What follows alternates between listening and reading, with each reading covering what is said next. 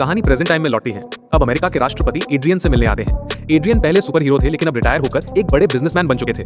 राष्ट्रपति कहते हैं, अगर रूस और अमेरिका के बीच जंग हुई तो पूरी दुनिया नष्ट हो जाएगी, तुम्हें कुछ करना होगा। तभी अचानक एक शख्स एड्रियन पर गोलियां चला देता है, लेकिन एड्रियन आज भी बेहद तेज है।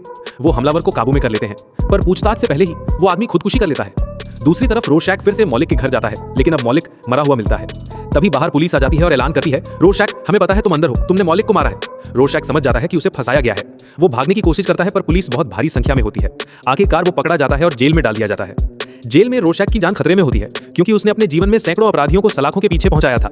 अब वही दुश्मन उस पर हमला करने लगते हैं, लेकिन उसकी फाइटिंग स्किल्स कमाल की होती है। वो सबको बेरहमी से हरा देता है। उधर लोरी और उसका साथी नाइट आउल को पता चलता है कि रोशैक जेल में है। दोनों अपने पुराने सुपर हीरो कॉस्ट्यूम पहनकर जेल में घुसते हैं और लड़ाई करके उसे छुड़ा लाते हैं।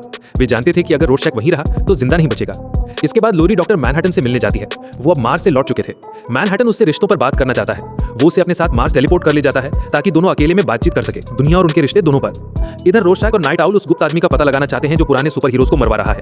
वो एक बार में एक आदमी से जानकारी लेते हैं, लेकिन वो डर के मारे कुछ नहीं बताता। दोनों को शक होता है और वे सीधे एड्रियन के ऑफिस पहुंचते हैं। एड्रियन वहां नहीं होता, लेकिन उन्हें कमरे में अजीब मिस्र चिन्ह मिलते हैं।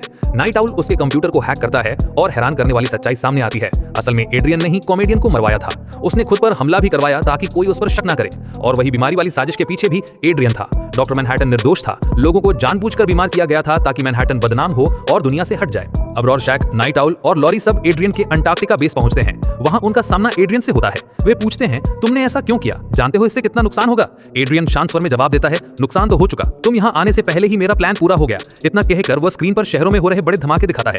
हजारों लोग मारे जाते हैं। तभी वहां डॉक्टर मैनहट्टन और लॉरी भी आ जाते हैं। मैनहट्टन एड्रियन से सवाल करता है, लेकिन एड्रियन अपनी चालाकी से उसका ध्यान भटकाकर इलेक्ट्रोमैग्नेटिक वेव से उसके शरीर को तोड़ देता है। लेकिन डॉक्टर मैनहट्टन को मारना असंभव था। अगले ही पल वो और भी विशाल रूप में प्रकट होता है। एड्रियन डरता है, पर तभी वह एक रिमोट उठाकर टीवी ऑन करता है। टीवी पर राष्ट्रपति ऐलान करते हैं कि रूस और अमेरिका के बीच जो न्यूक्लियर वॉर होने वाला था वह अब टल चुका है। दोनों देश अब मिलकर डॉक्टर मैनहट्टन के खिलाफ काम करेंगे, क्योंकि हाल ही में जो धमाके हुए उनमें उसी का हाथ है। एड्रियन मुस्कुराकर कहता है, मैंने दुनिया को बचा लिया। अगर ये ना होता तो रूस और अमेरिका जरूर परमाणु युद्ध करते और पूरी धरती मिट जाती।